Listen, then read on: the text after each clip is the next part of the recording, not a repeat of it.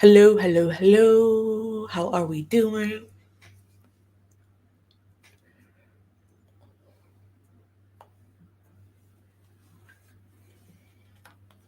How are we doing today?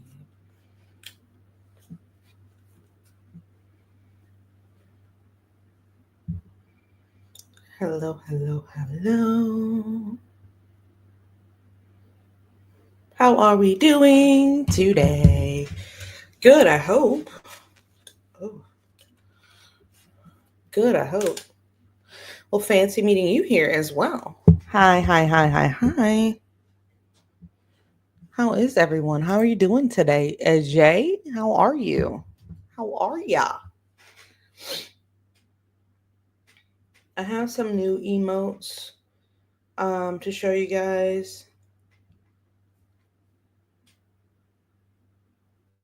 I'm going to show you guys the new emotes for the people. I don't think they emailed them yet. Did she email them?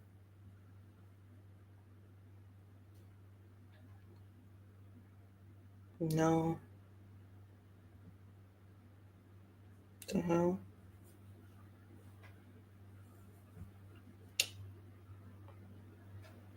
Mm-hmm. How is everyone doing? I'm doing okay. I'm doing all righty.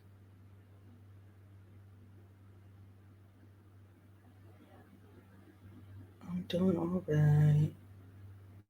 I'm doing all right. So I got some new emotes. I'm about to send them so you guys can see. Um, for the people who are in the membership.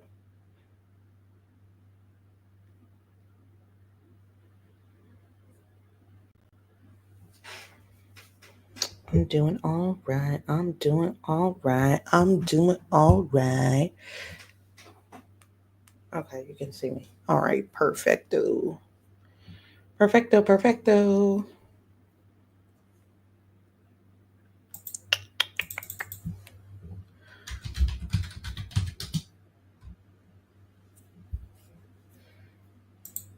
I was just tired today. Just tired. I need to start getting my days done earlier.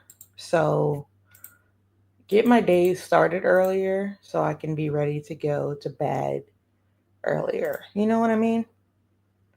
And not staying up all night because that's what I'm doing right now. But let me show you guys my my new emotes for the membership. I think they're pretty cute. Tell me what you think. I think they're pretty cute. Now, I'm probably going to get more, but I just wanted to see if I like this person. Um so these are like the badges. They're going to go next to y'all's names. So it's like 1 month, 2 month, 3 month. I don't know what order I'm going to do it in, but these are the emotes that you guys can use in chat. These right here. I'm just waiting for them, the person who designed it, to send me the individual files. I think it's really cute.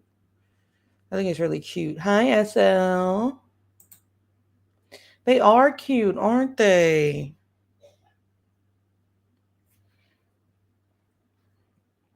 They're so cute. Can't wait to add them. I'm just waiting on the artist, whoever did this. I got them off of Fiverr, so whoever did this needs to send me like each individual little picture. They're so cute. SL says very cute. Yes, yes, yes, yes, yes. They are.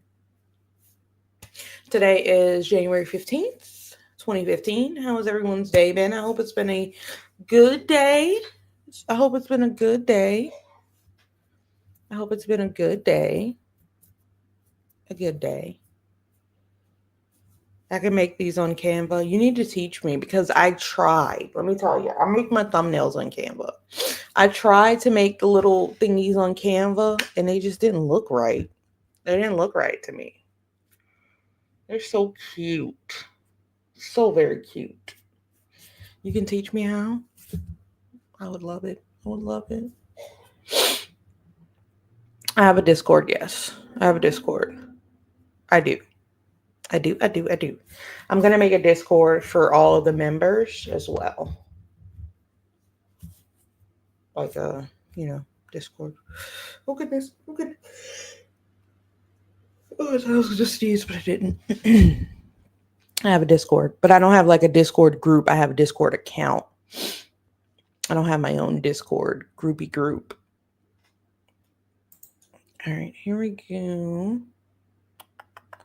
All right, so who was here when we were reading the I'll send you my Discord name. Hang on. I'll send it to you. I made another Discord just for this YouTube, but I don't use it. So I'm just gonna do all my YouTube in one spot. All my Discord in one spot. Doesn't make any sense.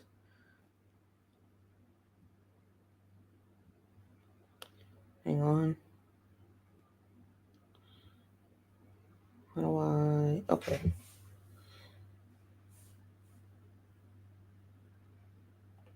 Am I supposed to give my QR code or just give you my name?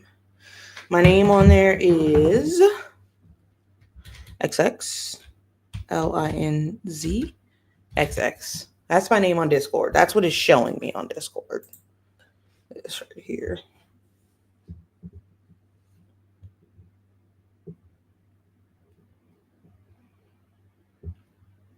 And I've had it for years. I've had my Discord for years now.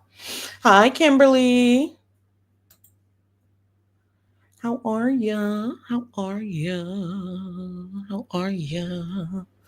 So, what you guys think about the?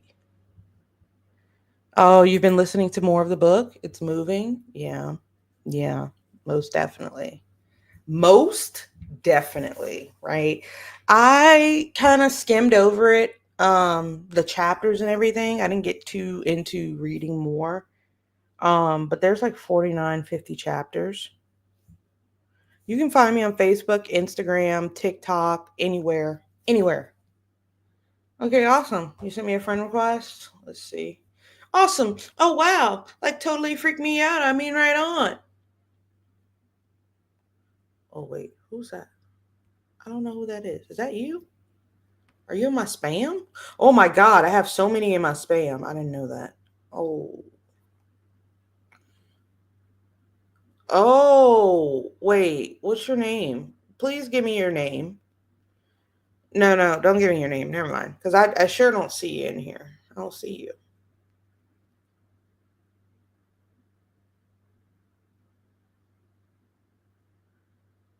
Wait. Is that you? The one at the top is you, right? The one at the top is you.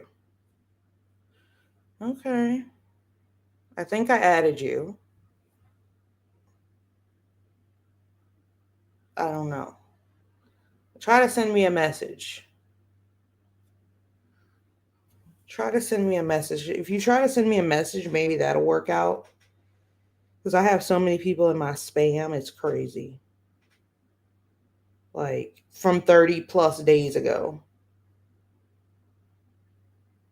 years ago, that I never knew were in there.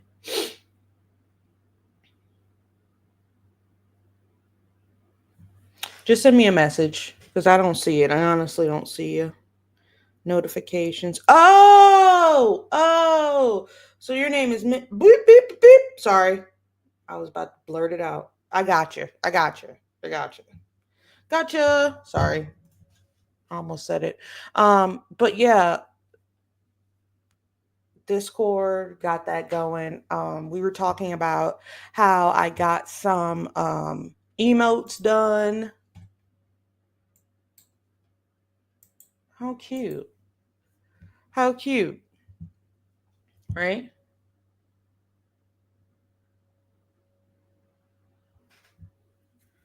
Yeah. How cute. They're cute. I think they're really cute. Honestly, I don't know why whoever did this did two round diamonds at the top and then like a flat one in the middle. I mean, I'm not picky. I'm not picky. We could probably put the flat one for the first month. I don't know. We'll figure it out. We will figure it out. We will. We will. We will. But I feel like reading more of the book today, guys, and we can make custom characters. That's really cool. That's really cool. If we can give me a beanie, that would be really cool. Guys, I have so much going on. You guys don't, I, y'all don't know the beginning of it. I'm starting to get like packages from people like review this. I don't know. It's just a lot. It's just a lot of exciting news. Let's just put that. A lot of exciting news, a lot of unprecedented news, right? Um, but most of all, just, a lot of adjusting and things like that from someone who didn't is very new to things like this. So I'm trying to catch up as fast as I can because I do everything. So I'm like the person emailing, I'm the person creating, I'm the person. So sometimes it could get to be like, whoo, I need to take a nap. So I took like a 2-day nap. All right. But I did want to talk more about the book today. What do you guys think about the book so far? We read the first, 3 chapters or something yesterday. What do you guys think about the book? For those of you who read along with me and yatadi. Good. My thing is this, it's really good, right? It's really good, right? It doesn't hold a candle to other memoirs I've seen. Very well written, very well written. I'm going to read some more of it today. Captivating, very well written, very captivating. Her use of words are good, insightful, all of that good right? Really good, really good, really good. We left off on chapter 4, which was the rage inside. And as you guys can see here on the right hand side, there is baby 49 chapters. And I'm just in my brain, I'm like, how am I going to make videos? Like, how am I going to divvy this up? Because it's a big book. It's about 319 pages. That's not a lot, but the chapters, I kind of like that about Gypsy Rose's book as well. The fact that the chapters were so short, you could kind of get through a chapter in like 5 minutes and then be like, okay, I'll pick back up on this chapter or that chapter. But I feel like it might be beneficial to do like a video on part 1 and part 2, a video on part 3 and part 4, right? A video on part 5, and then you'll have the end. So at most 3 videos out of this one, but it's really good so far. Her use of words, her way with words, love it. Mwah. Amazing. Okay, so we're going to read The Rage Inside, which is chapter 4. Beautiful Intentions, love it. Yep, it's really good actually. Let me see. I'm going to put y'all up here. I have a monitor from 1990 somewhere. It's an old Dell monitor that I found. It's up here. I have my newer monitor down here, but I don't have the power. So anyway, we're going to read this and we're going to continue. Are you guys ready? I should have got like a tall glass of coffee. A tall glass of iced coffee. I do have some almonds though. It is written with beautiful intentions. Yes, it is. Yes, it is. And that's the point that I was trying to make when I was talking about, if you guys saw my videos about Gypsy Rose's book, the intentions, right? It says a lot about the memoir when you're reading it, and you can tell what their intentions are, Her intentions to me more seem like, and I'm talking about Gypsy Rose, to clear her name, right? Not to necessarily tell her story or turn the page. right? Okay. So I'm going to read this. We're going to read a couple of chapters, maybe two, three, who knows. But let's start. I hope you guys are ready. Okay. Chapter 4. Let me get rid of this real quick. Chapter 4 is called The Rage Inside. She says, when I was 6 years old in 2009, Ruby gave birth to baby number 4, another girl. My 3 aunts and their husbands were all present at the delivery. And as the story went, my sister just popped out very fast, as though she were excited to be part of the party. The day Ruby came home from the hospital, I remember hovering in the doorway of her bedroom, watching as Ruby's mother presented her with a gift, a set of beautiful silk pajamas. As I stood there taking in the scene, I couldn't help but feel a pang of something I couldn't quite name. Jealousy, longing. Ruby and her mother shared a bond that seemed impenetrable, a closeness I both admired and envied. Their easy laughter and shared smiles made me feel even more aware of the distance between Ruby and me. I blurted out, will you bring me silk pajamas too when I have a baby? Absolutely. Absolutely. Ruby said, her voice light. When you have a baby, that's when we can be friends. Whoa. Wait, what? Okay. In that instance, everything clicked into place. The distance I'd always felt, the longing for a closer relationship with my mother. It all made sense. Ruby and I couldn't be real friends until I was a woman with a husband and a family of my own. Until I was her equal, just as Ruby had to become a wife and a mother to truly earn her own mother's respect, I too would have to do the same. I would have to wait to be loved. Woo! Girl, let me put this mic down. Hang on. Because I'm taking snippets. I'm taking little, yep. I need to take a screenshot of that. Right here.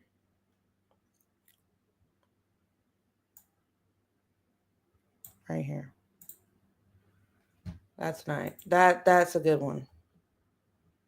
So I guess what Sherry's insinuating is that like she had to have that family order that Ruby longed for so many years in order to be treated as an equal. Her mother didn't see her as basically anything until she fulfilled that requirement of having children and all of that. So, okay. Ruby, oh, okay. As I watched Ruby and her mother coo over the silk pajamas, I made a silent vow to myself.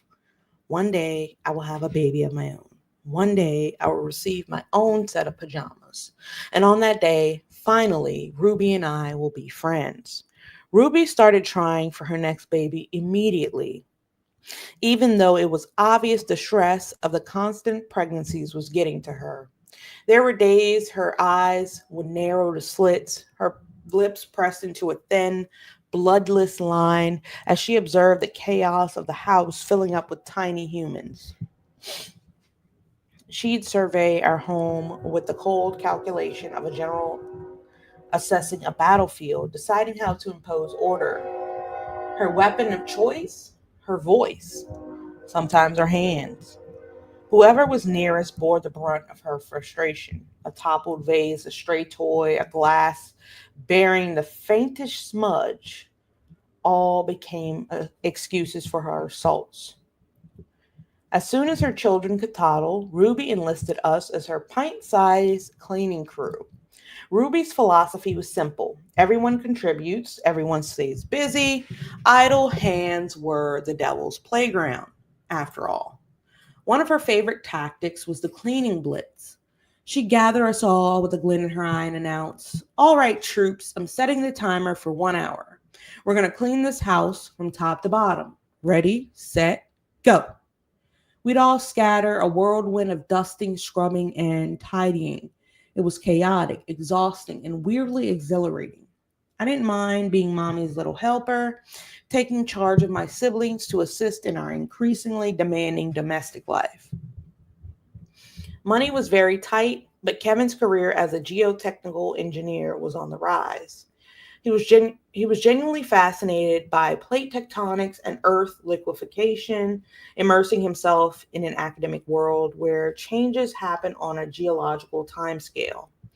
It was a stark contrast to the daily kitchen sink dramas that consumed Ruby's psyche, the emotional meltdowns that left us all walking on eggshells. One day, something shifted in Ruby. Her ever present tears took on a new weight. And even with my limited understanding, I sensed something very sad had occurred. Ruby had suffered another miscarriage, her third, at 17 weeks. The pregnancy was far enough along that she had felt those first fluttering kicks, knew the gender, a boy, and even had chosen a name. This time, it wasn't just losing a pregnancy, it felt like losing a son, a piece of herself. Ruby never allowed herself time to grieve. She'd been taught when life gets tough, you pull up your bootstraps and keep going.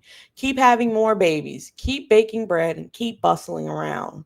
One night, she had a dream. She was grocery shopping and saw a little boy standing alone by the apples. She asked him where his mommy was. He told her he didn't have one. Would you like to come home with me? She said, I could be your mommy.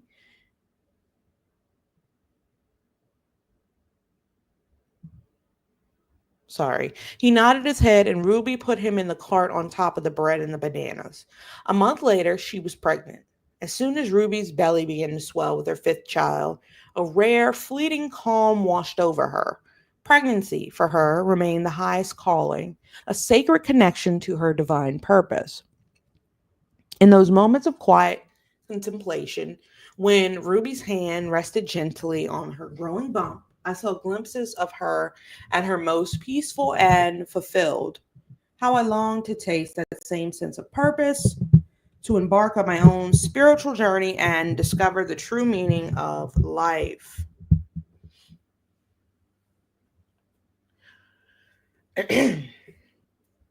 So, do you guys think that Ruby loved her husband?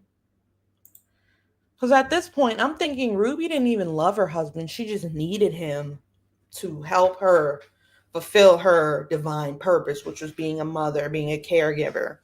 But was she really a caregiver? That's the thing. Did Ruby actually love her husband, or was he just the the seed that she needed to fulfill her divine purpose? Let's talk about it. I don't think she even loved him. She loved him? Mm, Sorry. I just had to put a nut in my mouth. Hang on. Y'all talk about that in the comments real quick. The question is,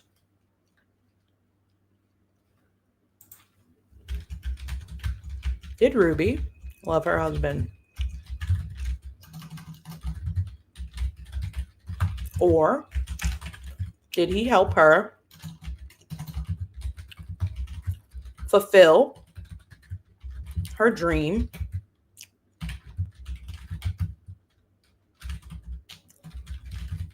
of being a nurturing mother?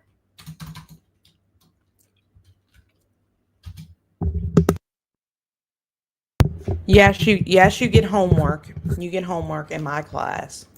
Okay? You get homework in my class. Thank you so much. While I fill up my coffee cup.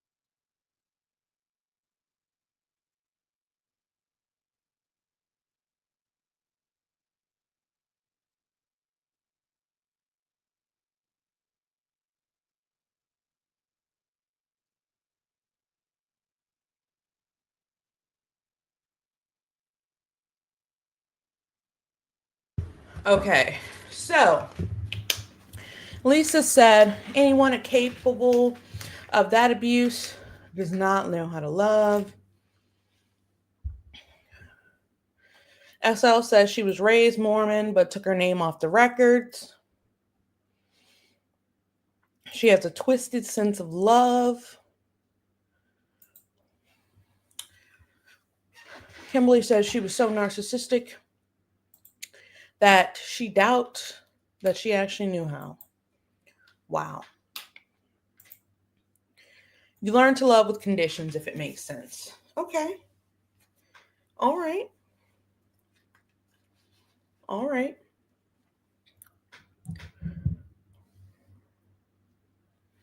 Honestly, I don't know. I don't know.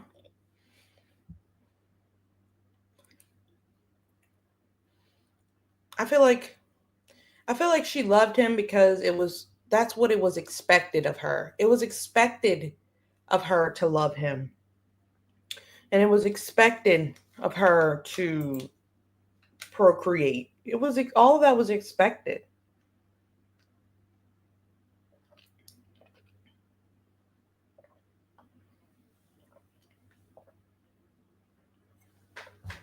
I don't know. I don't know. Hey. All right, let's see. It's like where did it what happened? Where did it go wrong for her? You know? Okay. Let's go into the next chapter. This one's a little bit longer. Um here, there we go. Let me drag you guys out. Out, out, out. Here. Okay. Chapter number 5 is Pioneers.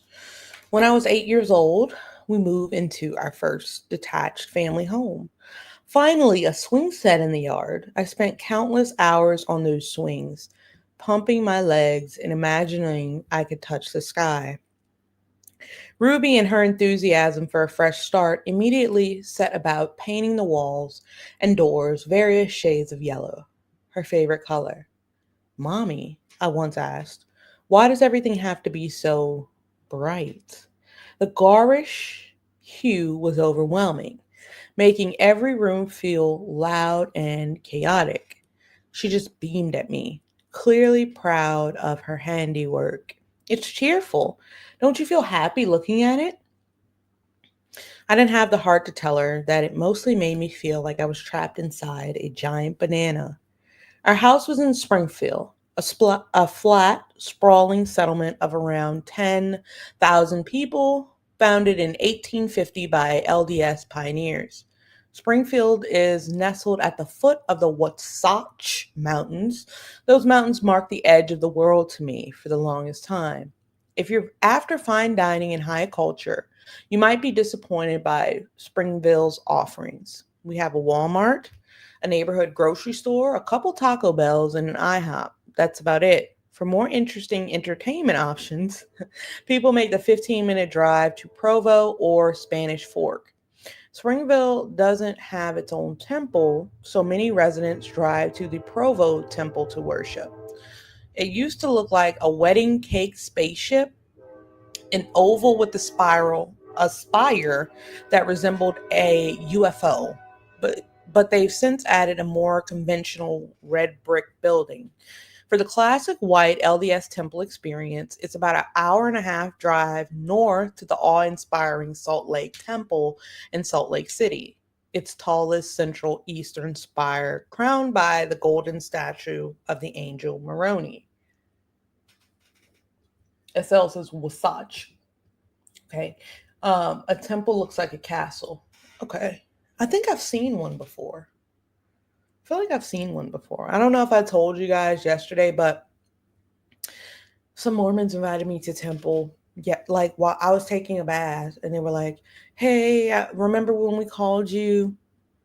We really want to invite you." I'm like, "What is like? No, no. I appreciate the offer." Like, no offense to Mormons, none at all. I know some good people, right? But but uh, I'm more of like a non-denominational type of person, right? I don't I don't think I would I don't think I would I don't think I would fit in there. Okay.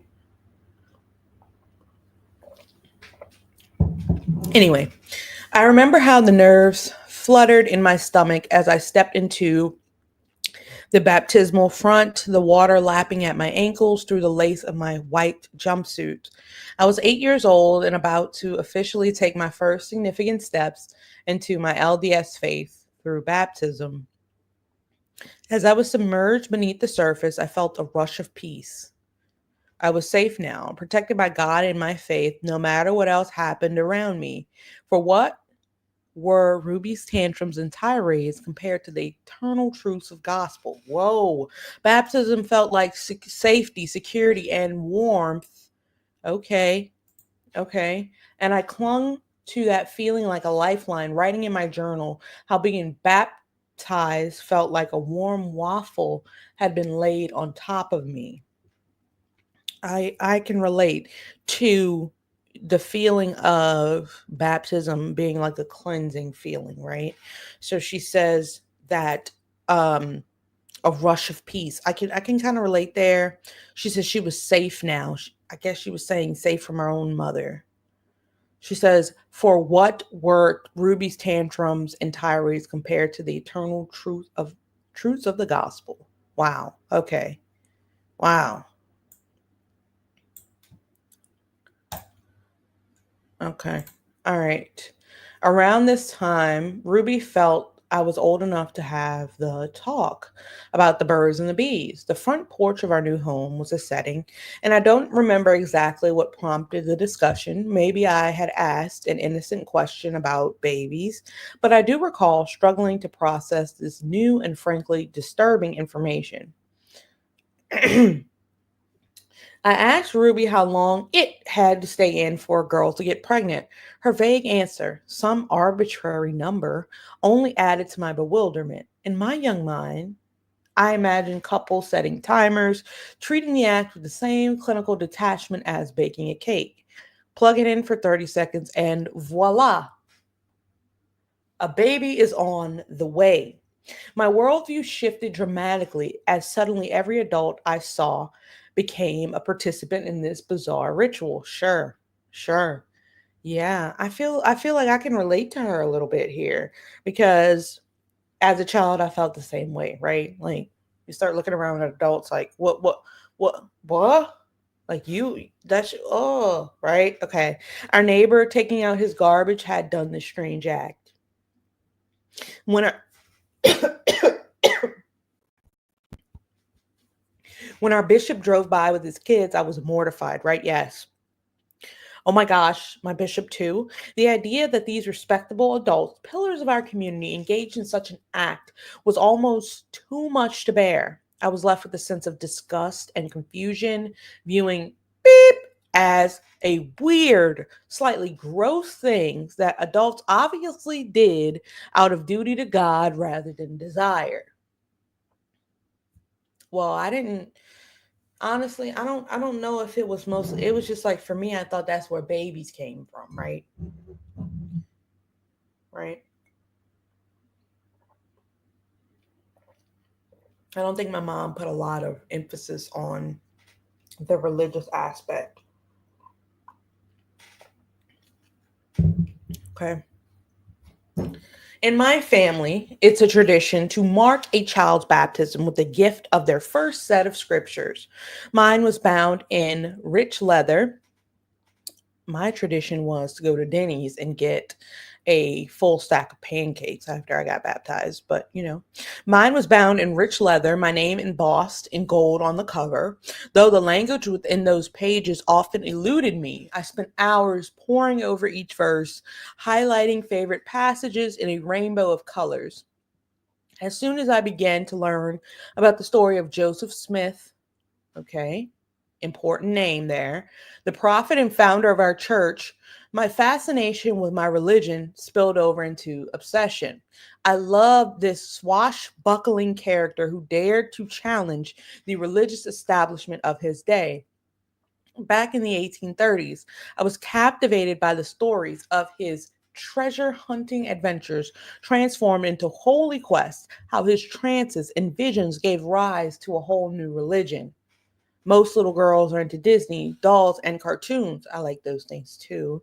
But for me, the story of Joseph Smith and the golden plates was right up there with Frozen. Gotcha. It helped that he wasn't some distant figure from the pages of ancient history or an Old Testament saint from a far off land. He was kind of like us, a regular American from regular beginnings. And I love that his story hadn't happened all that long ago, taking place recently enough that my blood ancestors, like the widow of Nauvoo, might have been his friend. The widow of Nauvoo, an early ancestor on my mother's side of the family, lived in Nauvoo, Illinois, in the 1840s during the prosecution of LDS congregations. When a mob gathered to burn her house, unless she denounced her faith, she stared them down, fearless. Burn it and be damned, she declared. Growing up, I had heard the story countless times. It was a sacred family legend. Hang on one second.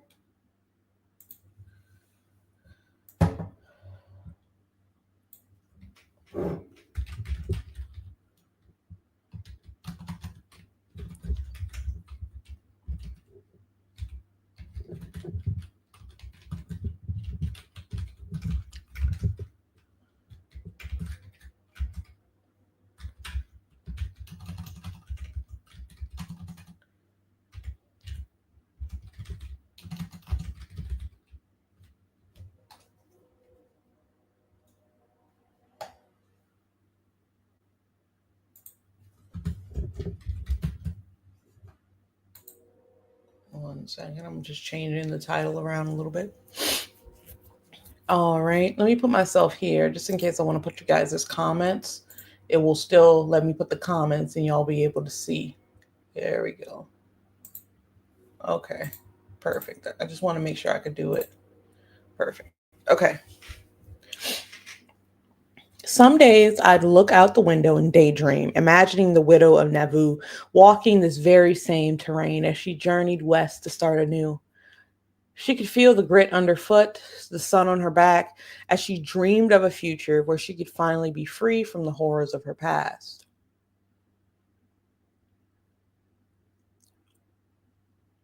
Sherry, Sherry, come set the table for dinner.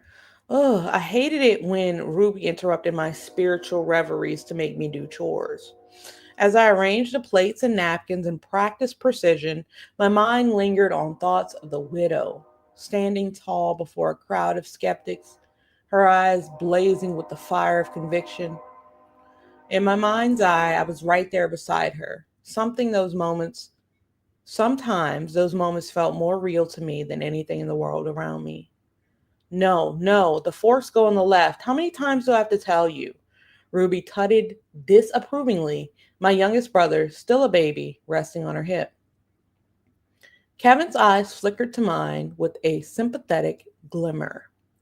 I always felt a strong kinship with him, like we were shipmates sailing stormy waters side by side. There was a stoicism to him, a quiet strength that I couldn't help but admire. Kevin might not have been a visionary like Joseph Smith or an iron iconoclast like the widow of Nauvoo, but in his own way, he was a hero too. A man who had taken on the thankless task of being the nice guy her in our family. Like we were shipmates sailing the stormy waters side by side.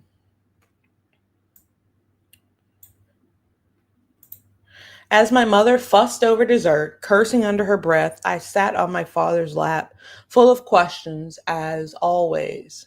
Dad, why do we have to pay tithing? I asked, just learned that everyone in my faith gives 10% of their income to the church. Doesn't God have enough money already? Kevin chuckled and tousled my hair. It's not about God having enough money, sweetie. Tithing is an ancient principle that goes back thousands of years. We give 1/10 of what we earn back to Him as an offering to show our gratitude and obedience. But what does the church do with all that money? I pressed. Well, the money goes to build temples and churches and to fund missionary work around the world. But tithing is about much more than giving money. It's a covenant, which means a special promise we make with God. By giving a portion of what we have to Him, we show that we trust Him to take care of us in return. I thought about this for a moment, trying to wrap my young mind around the concept. So it's like sharing our stuff with God and He shares His blessings with us. Exactly, Kevin smiled. When we keep our promises to God, He blesses us in ways we can't even imagine. I nodded, feeling a sense of pride in being part of something so important. I want to pay tithing too, Dad. When I'm older and have my own money, I'm going to give back 1/10 to God, just like you do.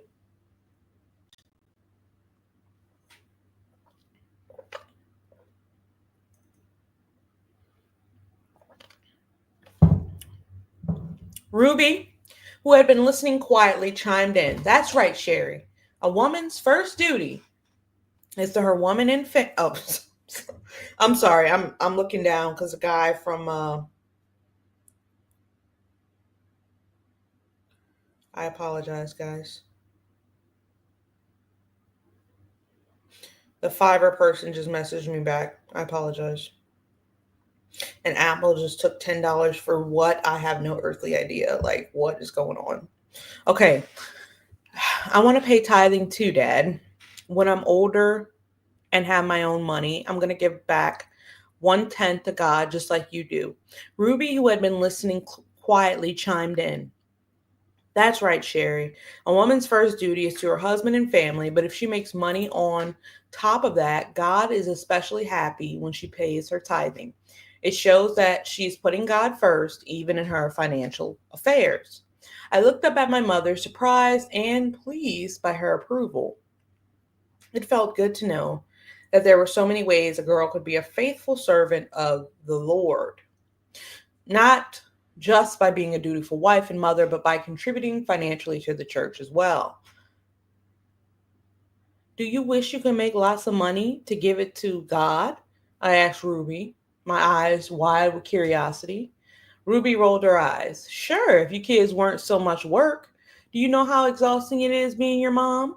But being a mother is a divine calling, and I know that by raising you in the faith, I am doing God's work, and that's reward enough. As she spoke, I couldn't help but think about my aunts who had started filming themselves with janky cameras, putting videos on the internet and making money out of it. We watched some of the videos together, and I wondered what it would be like if my mom started filming herself for YouTube too, like them. No, I thought.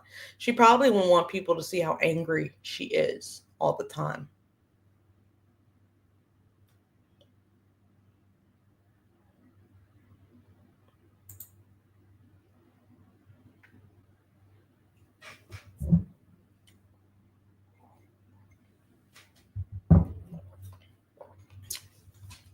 All right.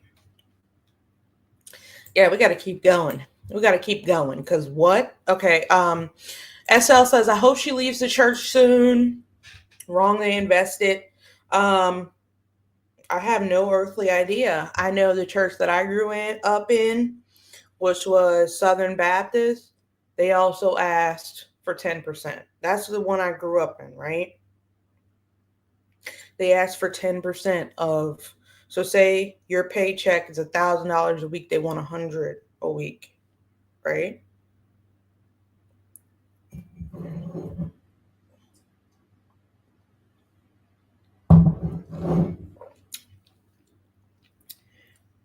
That's what that's what my parents were told to do, all that and all that, right?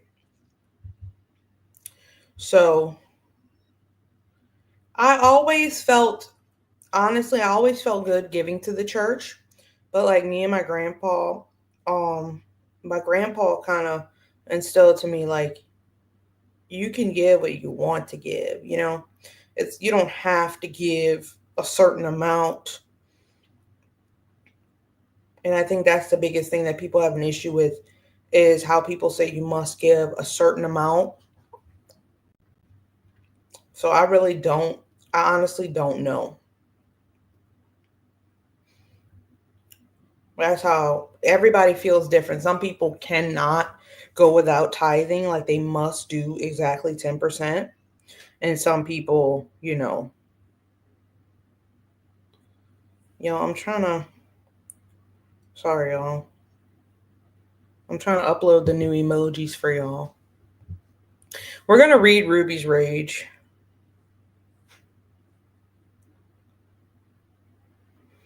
He sent me a zip folder full of them.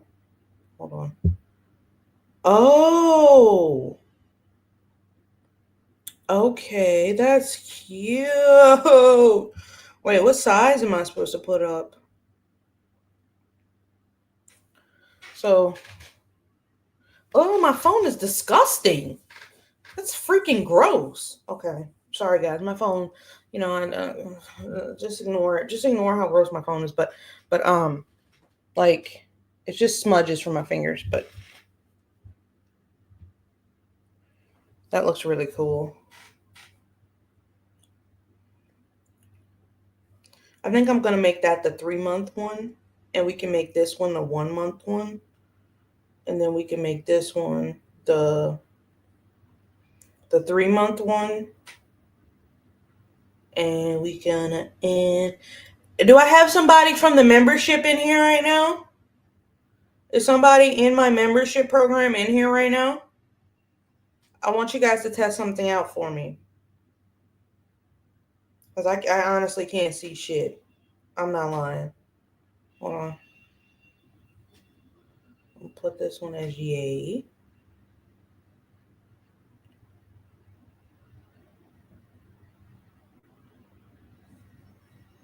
Put this one as OMG. Okay, Kimberly, I have a special task for you really quick. Oops. I'm trying to see. It should allow you to use these new things. Okay. How many emojis can I have? Ooh, I can have up to 7. Okay, so I save that. Badges.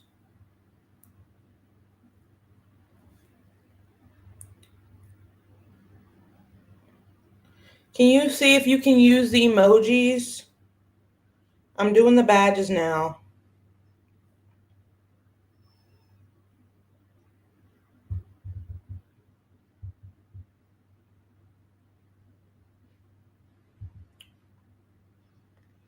I think I'll do the blue one after 6 months. I feel like that's good. And then I'll change it again after 12 months. Can somebody see if they can put the emojis up there? Please. Can somebody see if they can do it? I don't know if I can do it. What the? I don't know. Let me see if I can go in my chat and do it.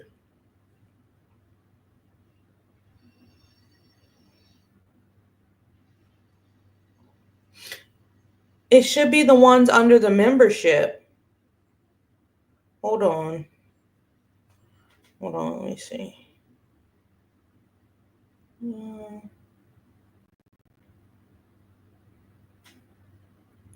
Come on. Emoji.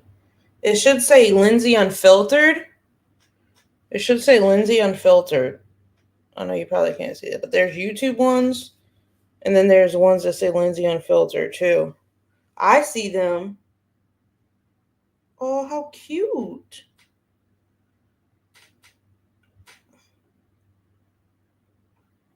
Can you guys see them? That's so cute. Oh, cute. Cute. Sorry, guys. I'm so sorry. It's just inappropriate as hell. I'm sorry. Anyway. That's so cute. Let me make sure my other ones are turned on. I'm coming, guys. I'm coming. Okay. So I got the other badges turned on. They're so cute. And your badge change. Your badge change. Oh, cute. Okay, sorry. That's really cute. I love it. And if I learn how to make these on my own, once SL teaches me, huh?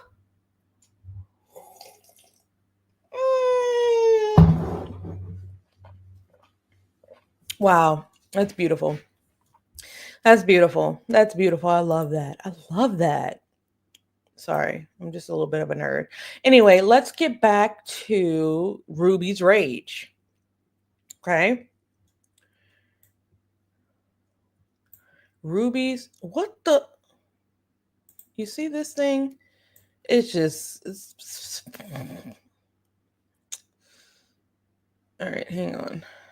It just shows all your business. All right. Let me pull this up over here. And there we go. I'm so excited about the emojis, guys. Give me 1 second. We're about to read Ruby's Rage. I just need a little gas break. Not that kind of gas. Not that kind of gas. Chill.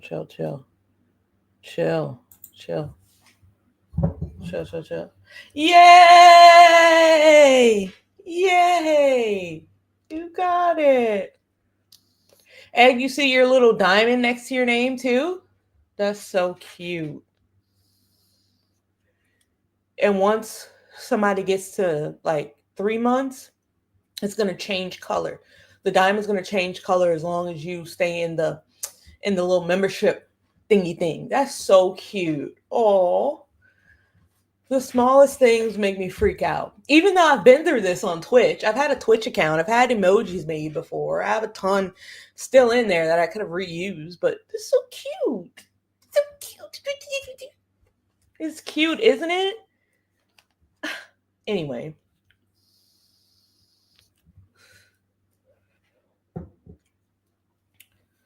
All right, here we go. Sorry for that little commercial break there. But chapter 6, we talk about Ruby's Rage. Okay. Ready? Okay. Ruby was always angry with us, constantly on edge, primed to blow, no matter how small the irritation. I probably could have handled her blustering if it weren't for the edge of cruelty that so often colored her rages. I remember being in the bathroom, experimenting with my kid's makeup palette. I must have been around 9 years old, and like many young girls testing the waters of cosmetics, my attempts were far from subtle. Think bold red lipstick, metallic eyeshadow that could signal planes, and foundation that bore little relation to my actual skin tone. I was a riot of clashing colors and misplaced enthusiasm. Ruby called me downstairs to the piano to practice a duet, one she loved to perform. This duet required a singing partner, and that role inevitably fell to me. I always dreaded these impromptu concerts, unwilling actress thrust onto a stage I never asked to occupy. Reluctantly, I descended the stairs, my face a wild rainbow, and grudgingly took my place at the piano. I played the notes mechanically, but I couldn't bring myself to sing. Shari, why on earth aren't you singing?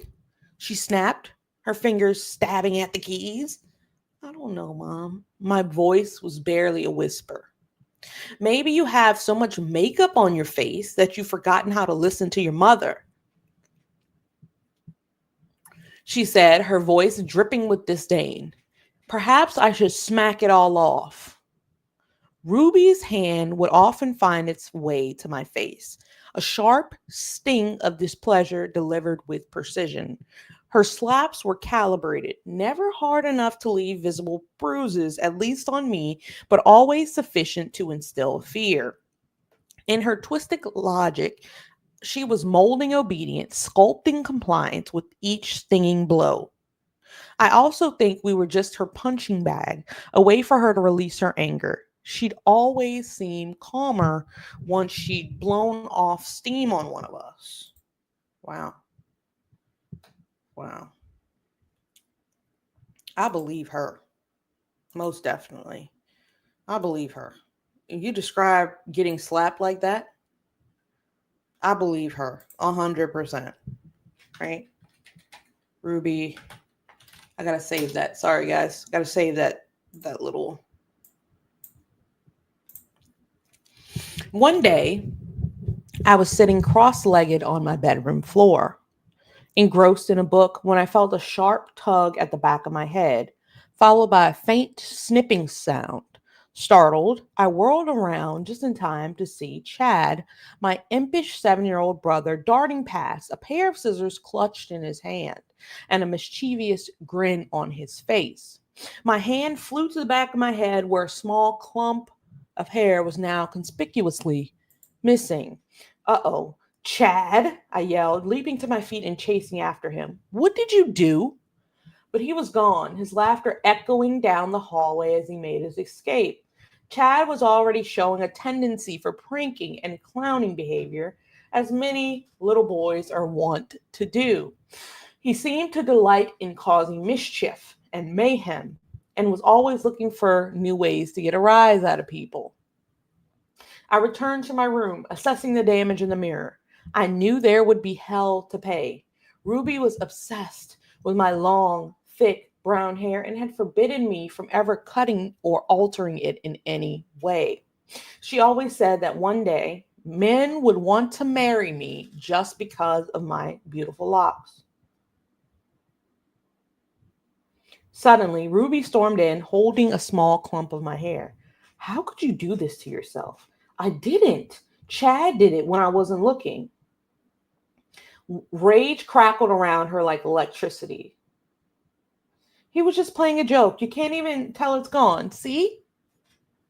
I said, attempting to defuse the situation, but Ruby was having none of it. Chad, come here, Ruby yelled, her voice ringing through the house. I winced. Chad was in for it now. As I watched my little brother slink into the room, his eyes wide with trepidation, I felt a surge of protectiveness. Yes, he could be a little terror at times, but he was still my brother, and I hated seeing him bear the brunt of Ruby's anger. What were you thinking, cutting your sister's hair like that? Ruby demanded, her voice icy. Chad shuffled his feet, looking down at the ground. I don't know. He shrugged, his lower lip trembling. I stepped forward, trying to intervene. Mom, it's not a big deal. It'll grow back. But Ruby ignored me, her attention focused solely on Chad. Come on, buddy, let's go to the bathroom. Time for you to have a little haircut, too. I watched, frozen, as Ruby marched Chad down the hallway, her hand clamped tight around his arm. A moment later, the buzz of electric clippers. I held my breath, straining to hear any hint of what was happening. Then the bathroom door was swung open, and Chad shuffled out. His head hung low. Ruby had buzzed a thick, uneven stripe down the center of his head, leaving him with a harsh reverse mohawk. Tufts of hair stuck out at odd angles, making him look like a plucked chicken. There, Ruby said, satisfied with her work. Maybe next time you'll think twice before you try to play barber. She looked to me in her eyes hard. She looked to me, her eyes hard. And let that be a lesson to you too, Shari. In this house, we don't make excuses for other people's bad behavior.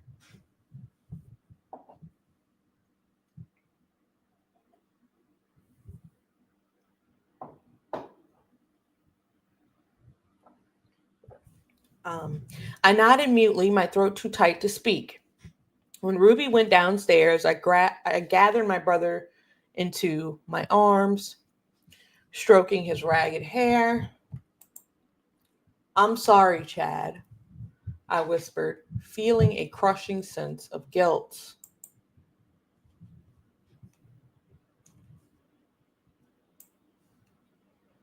Oops. Sorry, guys.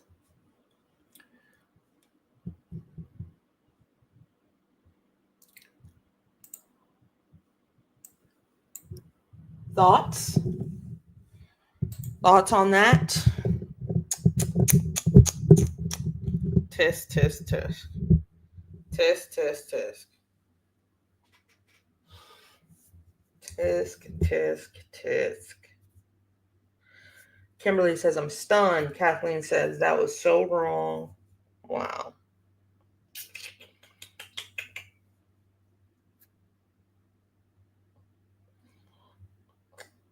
Unreal, right? Unreal. Unreal.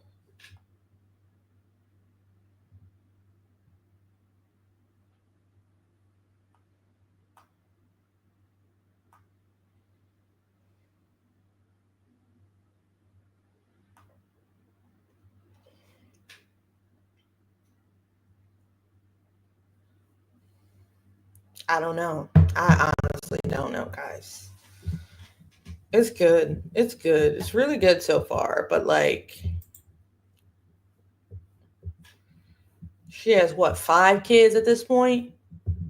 And she's already started to show how it seems like she's more obsessed with, it seemed like Ruby was more obsessed with obedience than nurture. Like the nurturing qualities of a mother, they just weren't there. But if it has something to do with being by the book, being obedient, right? That was more what she was concerned with. Being obedient, being by the book, things of that nature. And it's just like, girl, whew, wow. And chapter 7 is the end of part 1. So I feel like, honestly, it's a very, okay. Yeah, it's a very good beginning to the book, for sure. Very good beginning. Very good beginning. Let me see. There's a total of 49 chapters, and we're on chapter 7. I want to make videos, like kind of giving more of my opinion on it. But as we read through this, we can see that, like,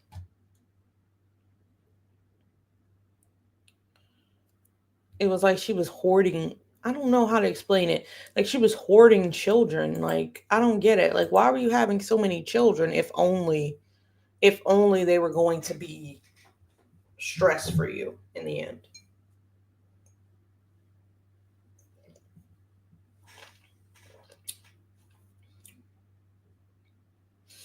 Kathleen says, "My mother came into my job to slap me. I still don't know why."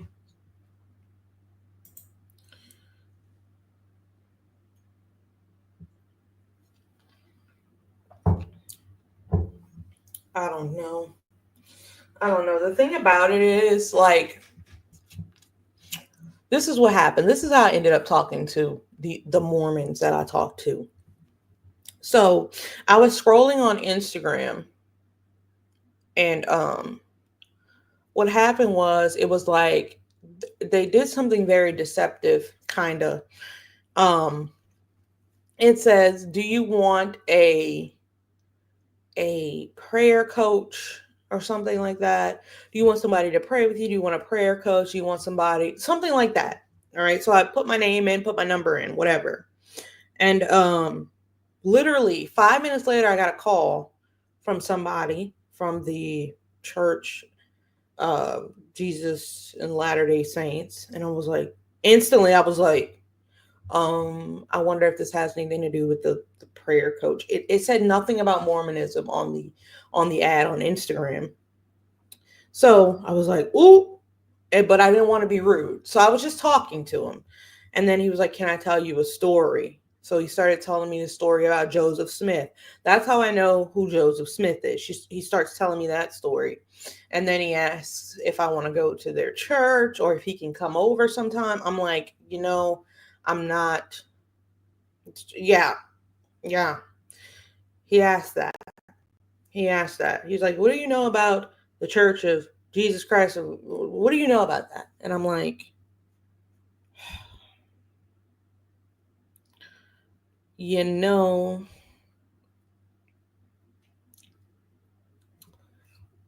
it's kind of like Jehovah's Witnesses, It's like you don't want to be mean to these people, but it gets to a point where it's like, I didn't, I thought that this was going to be somebody that, like, first of all, you didn't say you were Mormon. Second of all, why would you hide that fact?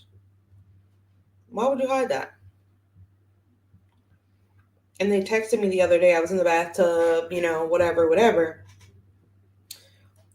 Let me see if I can find the message.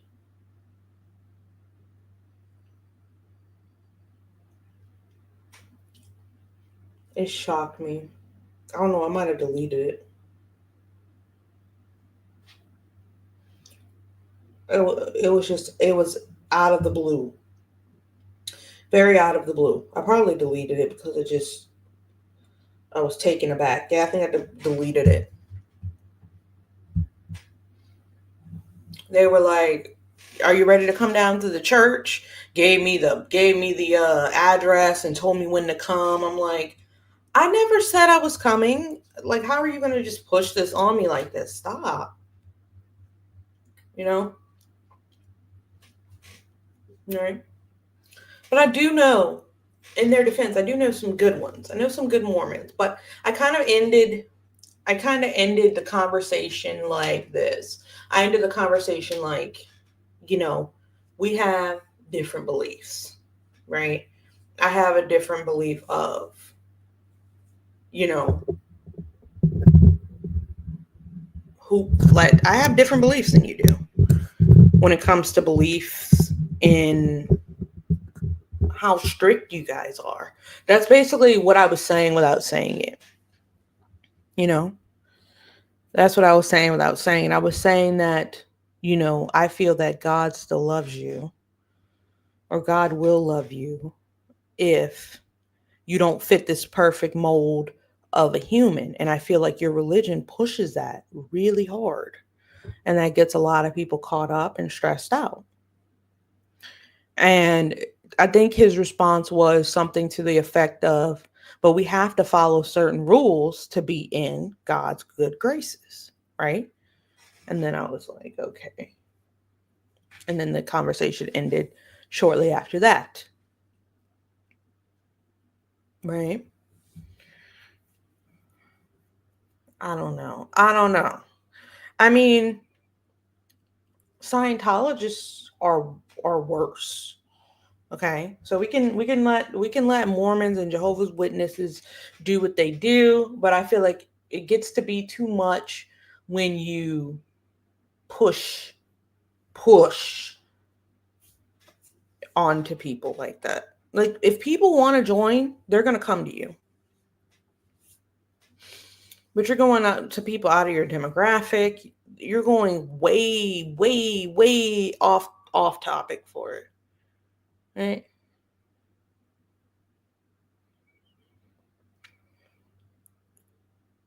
They are trying to rebrand as LDS and save the Mormon out of the name.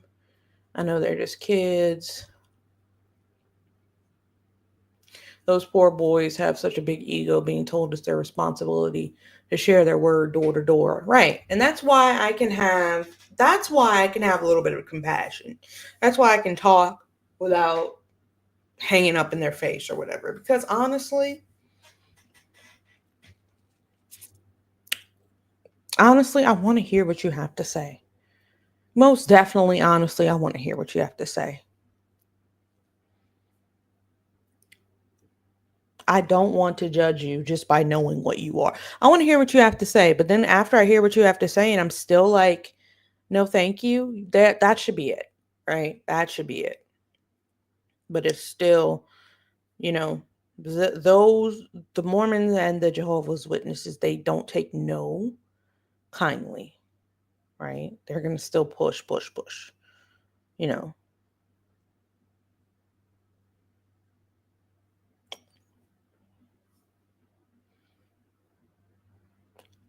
So, and on college, when we were on college campuses, we saw a lot of Mormons. We didn't see many Jehovah's Witnesses, but we did see a lot of Mormons, a lot. Hmm. If you get too much, say you're lesbian, they'll leave you alone. Hey, hey, and that's the thing, right? At that point, if you know that, why would you leave me alone then? Because isn't your mission to spread your word to all of humanity? Isn't your mission to spread your word to all of humanity? Right? So that shouldn't disqualify me, right? But it does. So what kind of thing are we going with here? What kind of operation is this? You know, what kind of operation is this?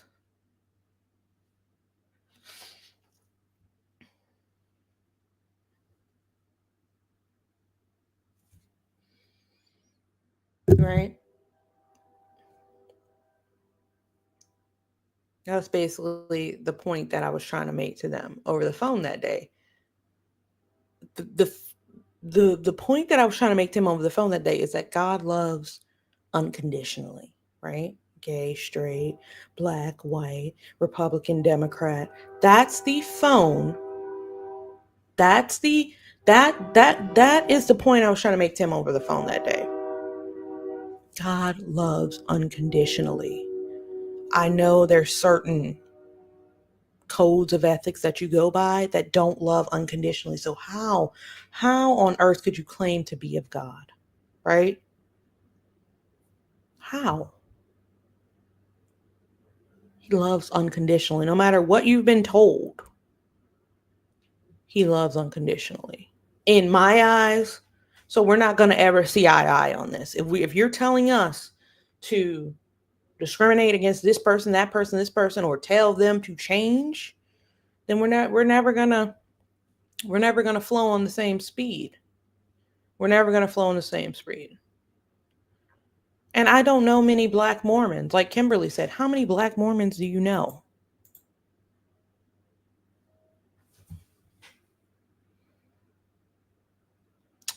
Like, come on. Like three that live in Utah. The three that live in Utah. Come on. When I went to Utah, guys, I was like one of three black people there, and the other two were Mormons. Beautiful place.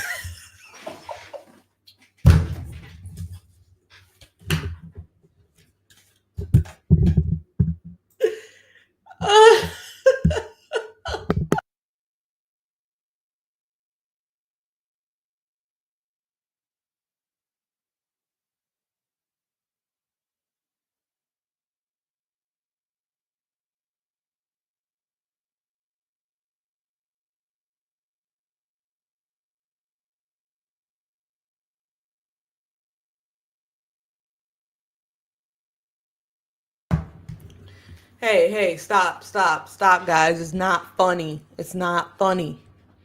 Okay? It's not funny. Sorry. Nothing happened. I just had to take a break for a second. Lindsay, uh Lindsay, ooh, I'm not gonna say anything. I'm not gonna say anything, okay? I'm not gonna go out there putting anybody's business out there. I'm not putting anybody's business out there. But you know, we all have our different beliefs. Here's it at the end of the day. We all have our different beliefs, right? I can't feel comfortable even with Southern Baptists, right? We Southern Baptists worship and praise God like no other. But there is some discrimination there. There is sometimes when you'd go to church, you'd feel like you had to be dressed a certain way, act a certain way, present yourself a certain way. And that could have not been you. That could have not been essentially who you were at your core. And I didn't align with it, right? So I feel like finding your own relationship with God, your own relationship with God is important. And then you'll know. Like if a church connects with you, you'll know. They won't come find you. You'll find it. You'll find it, right? They won't come knocking down your door. You'll find it. It'll come across you in some way, right? You'll be scrolling on Instagram. You'll say, "Oh wow, that message really connected with me," right? And there are other people like you that feel the same way. Linda says it was uncomfortable as hell for me out there. You're raised Baptist? Yeah, Baptist is I was raised Southern Baptist, so there's a lot of praise, a lot of worship, a lot of um, good feelings in church, right? A lot of good feelings in church, but um, I feel like with every religion, there are their own set of nuances and discriminations.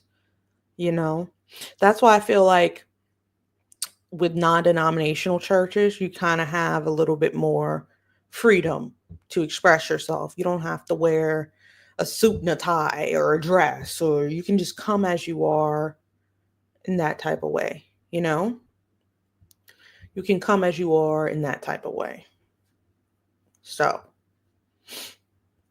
and that's kind of how I've been running things. Like I was like, "Oh, I should probably go to church, find a church that's, I like." But I got scared. I think I got scared because I attempted to do it, and the pastor, I didn't know, like, when you sign up, I don't do dresses either. So the second I go into one of my hometown churches without a dress on, everybody's staring. That's not right. But I sent a message to this church saying, "Oh, I want to come," or whatever, and the pastor sent me a long message back, like, "I'm ready to welcome you with open arms," and da da da da. And I was like, "What?" I wasn't expecting to be ooh. I wasn't expecting to be, welcomed into a place like that. Like, I wasn't expected. So I got scared, chickened out a little bit. But I've been finding like a lot of peace on Instagram. Very motivational speakers on Instagram, churches on Instagram, um, Pastor Michael, Pastor Stephen, pastors of more like new age churches. So those types of things, I've been watching those and they just come up. Sometimes I'll catch an e-service and those connect to me, you know, those connect to me. It's different when someone reaches out to you and is trying to get you to come to them than when you find something that says, "Oh, this resonates with me." Right? So that's how I feel about it. When something resonates with you and you feel like you belong in a place, an organization, an institution, you'll just know, right? You'll know. It won't be a forced feeling. And I feel like some people are forced into what they believe. They're forced because of what their parents did or whatever. But when you know it's for you, and you believe strongly, it's going to find you. You won't have to chase it.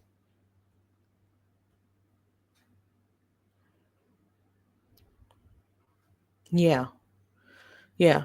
So that's how I feel about that. And what to be honest, what Ruby Franke to be honest, what Ruby Franke was not a normal Mormon. She was not a normal Mormon.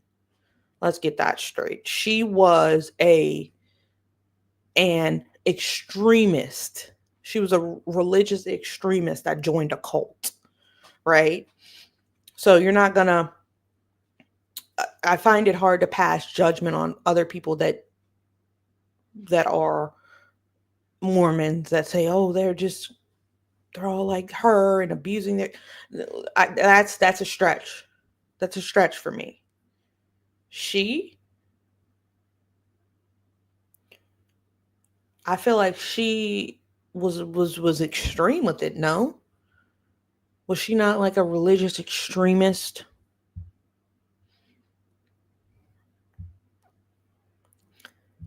I don't know, because it just seems like there's different levels. There's different levels to things. So I'm not a theologist. I'm not and I'm not a religious expert. I'm just going off of what I've seen, the people that I've met, and my own experiences. SL says she's typical. Wow. Wow. Wow. Wow.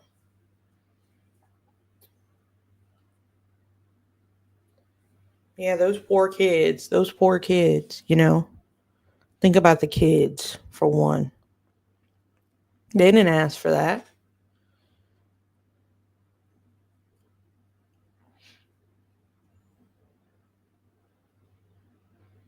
She just and she still to this day doesn't think she did anything wrong. I can assure you that. She doesn't think she did anything wrong. You said look up Gavin Peterson. Okay. It's religious abuse, using God against someone and twisting his words. Yes. Yes. Because well, in this case, it seems like Shari already has like a really good relationship with God and and all of that. So her mom is acting as like the expert, as the historian, telling her this is not pleasing to God. This is not pleasing to God when she's the one doing things that aren't pleasing to God. That is abuse and that's sick. Speaking as if you were God to make these children do what you want them to do. That's sick. Knowing that they feel a certain type of way about their religion, right? Mm,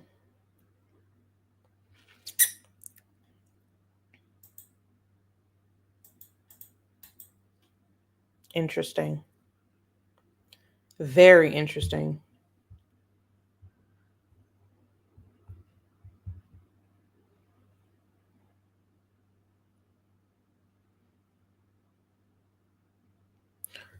You said Gavin Peterson. Should I pull it up on here? Wait, hang on. I'm gonna look it up on my phone real quick. Gavin Peterson and the Children of God. I heard about them. I need to watch a um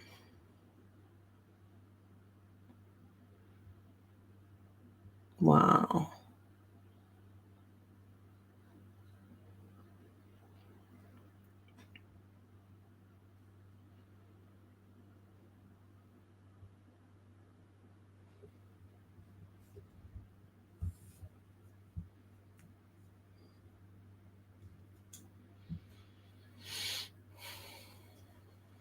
Children of God. I need to write that down. Hang on, guys. I need to write down the Children of God. And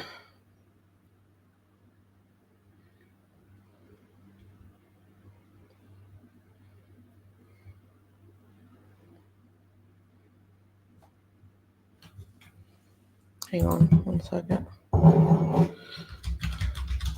What was that 2x2 cult y'all were telling me about yesterday? Let me see.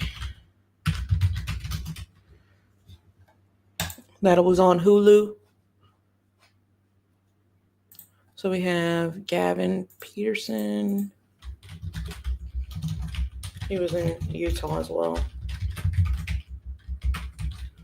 And Children of God. Okay. Amanda Ray. I wish we could watch some of these episodes together without getting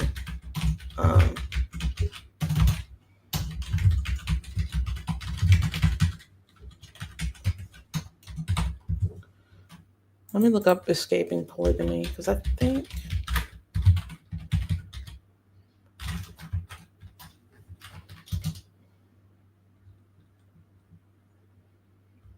okay.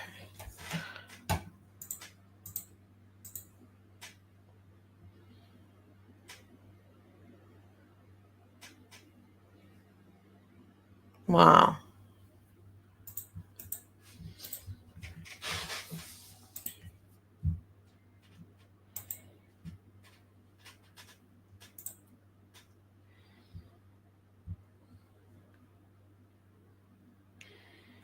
Wow. Just 2x2.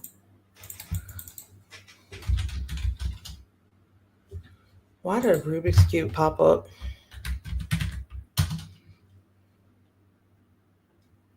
The Secrets of the 2x2 Church.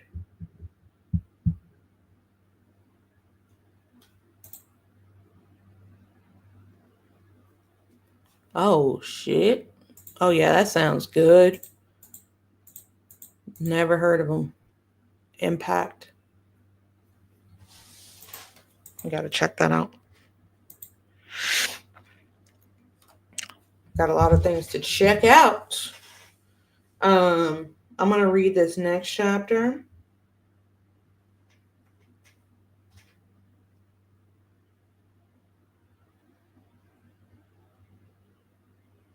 And then I'm gonna hop off because I'll be getting back online I'll be getting back on TikTok at 11.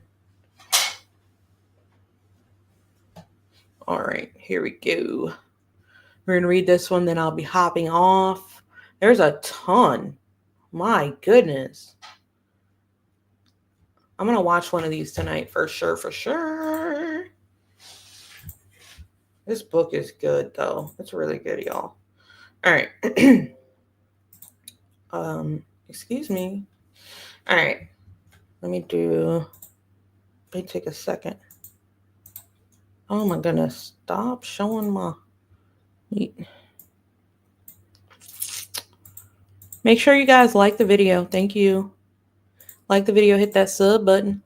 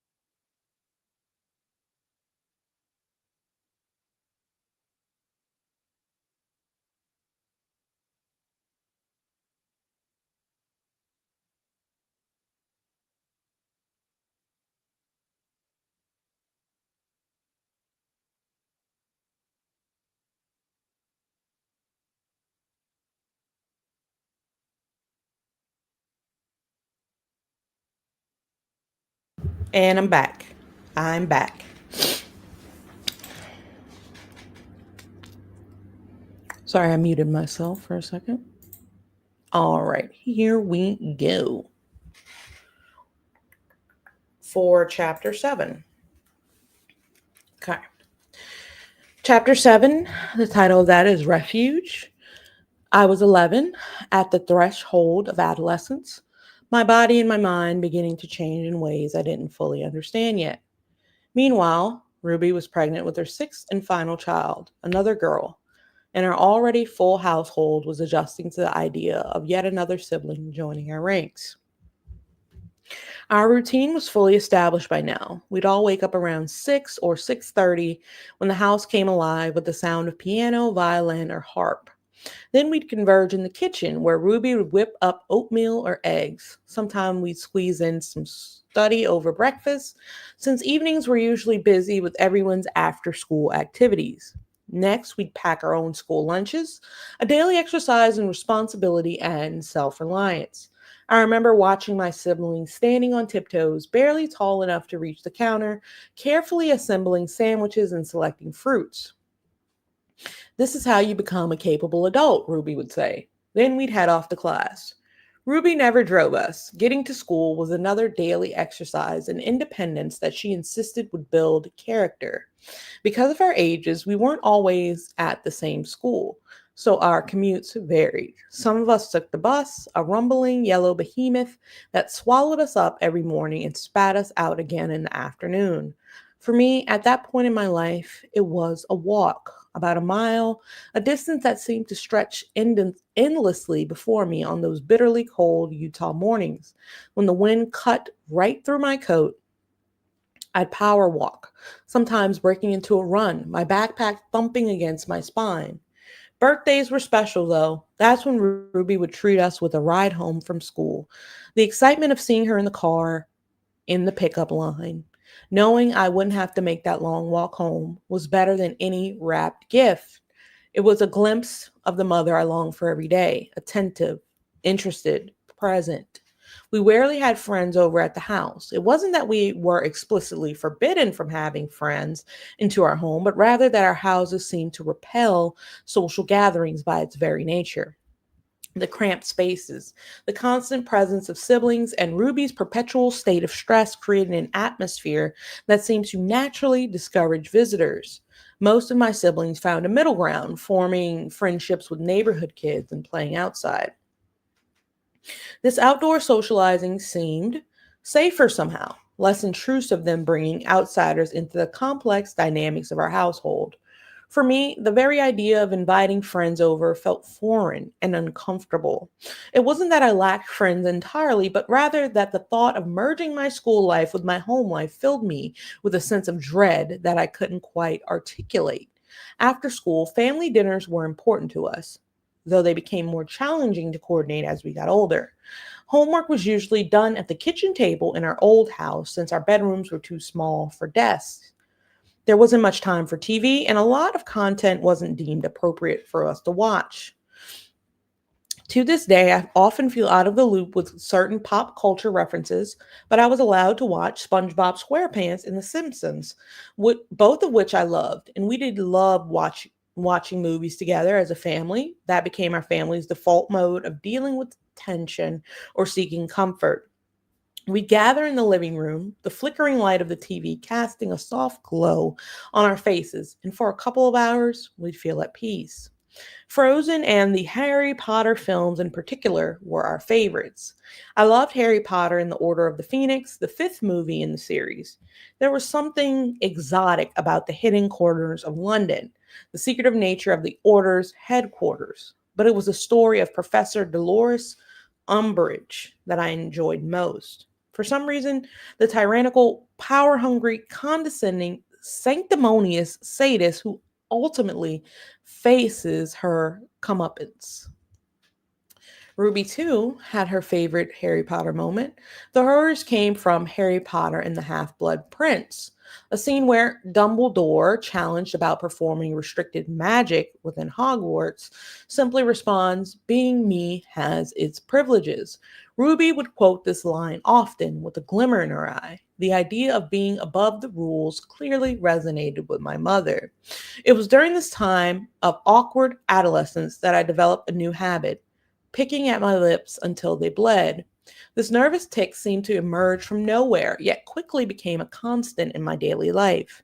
I would try to catch sight of myself in the mirror, noticing the small scabs on my lips. I tried to hide the marks, knowing the sight of them would trigger Ruby's anger. Look at your face, Shari, she'd scold. You have to stop. No man is ever going to want to marry you with a bunch of ugly scars all over your lips. At night, I prayed for unblemished skin, a pretty face, and all the things I needed to be for my future husband. Still, whether it was hormones or just a cumulative anxiety caused by living with Ruby, my anxiety seemed to be spiraling like never before. I needed an outlet, some way to express my feelings. That's when I started to really lean into my practice of nightly journaling. Record keeping is deeply ingrained in the LDS faith. It's a sacred duty, a way of bearing witness to God's hand in our daily lives. We're taught that our personal histories will serve as testaments for future generations, spiritual roadmaps guiding our descendants through their own mortal journeys. Every night,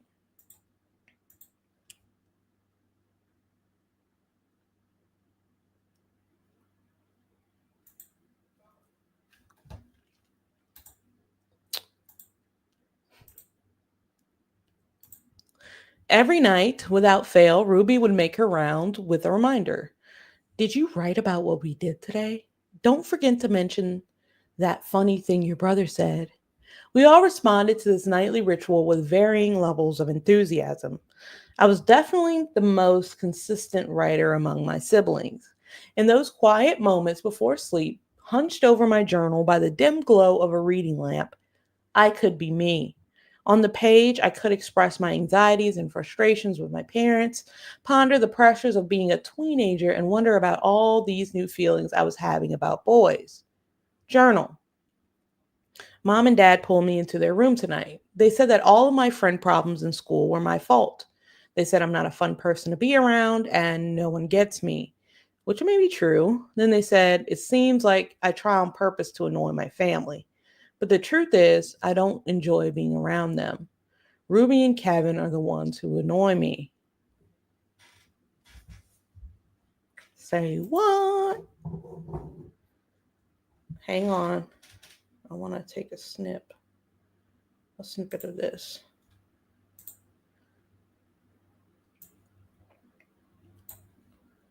Save. Dot, dot, dot, dot, dot.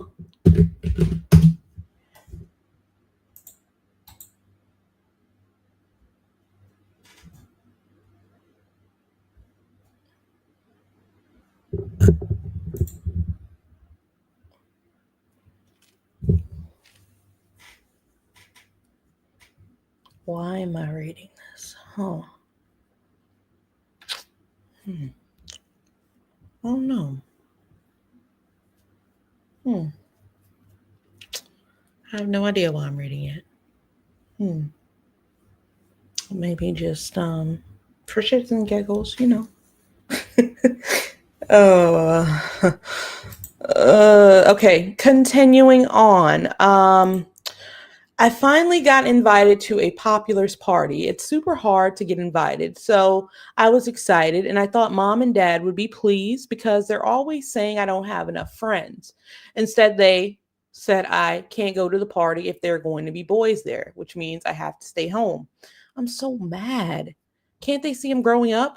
I'm not their baby girl anymore. I can manage myself. I'm so mad at mom sometimes. Whenever she helps me practice piano, she promises not to yell. But by the time we are done, she's screaming at the top of her lungs. She's so stressed, uptight, and strict that it's impossible to have fun or relax when she's around. Dad, on the other hand, is loose, easygoing, and handles stress well. One thing's for sure, I am a daddy's girl. Mom has become obsessed with this place called West Point Military Academy, which means she now punishes us. Okay, this is important. She now punishes us by making us condition like soldiers. For example, earlier today, she got mad at Chad and me for not putting away the clothes. So she made us, punished us by made us, I'm sorry. So she punished us by making us run around the block 5 times. Then at dinner, Chad was hiding and refusing to help me clear the table. So Ruby made us both do push ups. Chad for shirking his responsibilities, and me for not being enough of a leader. I yearned for my mother's guidance, her support, her friendship during this insecure time of puberty. But Ruby maintained a strict emotional distance, as if affection might somehow comprise her authority. Remember, I'm not your friend, I'm your mother, she'd say. Whenever I asked her why we couldn't do things like go to lunch together, like I saw my friends doing with their moms. Hang on one second. I want to highlight something here. My job is to train you how to be ready for the world. When you're an adult, we can be friends. Eventually, I gave up on the idea of being close to Ruby and just saved my feelings for my diary. In this emotional desert, I find additional solace in the worlds of literature and history. Charles Dickens, Jane Austen, and Dostoevsky. I'm so sorry, I butchered that. Authors became my companions, offering insights into life, family, and love that I knew I couldn't get from my mother. While fiction offered an escape, a chance to live 1,000 lives between the covers of books, it was nonfiction that truly captured my heart and mind. History, in particular, nonfiction became my obsession, and the Second World War. In middle school, I read up to I read more than 100 books on World War II. And my teacher ended up having me teach that section of history because I knew more than he did.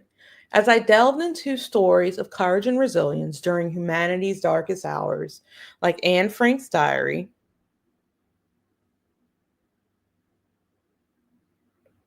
sorry guys,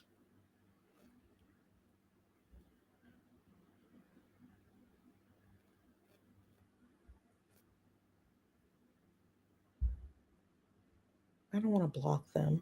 Unblock.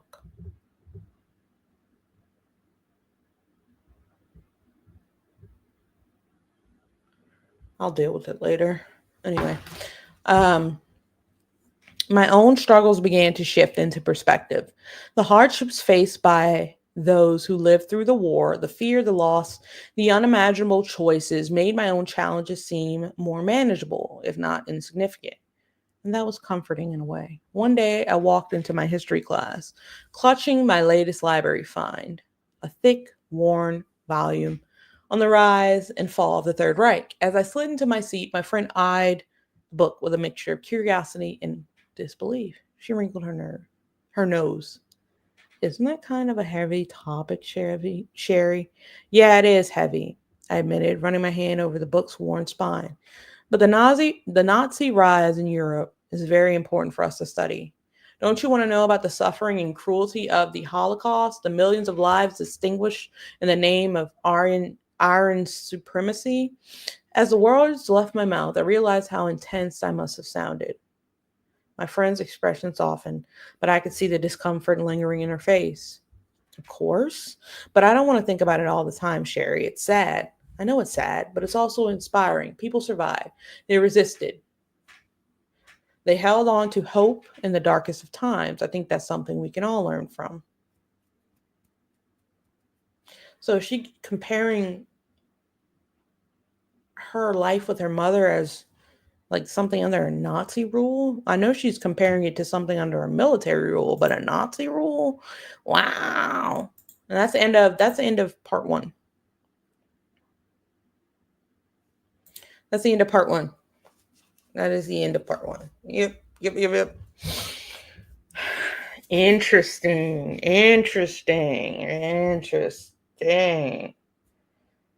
Huh. I wonder if Brittany Adams read the book.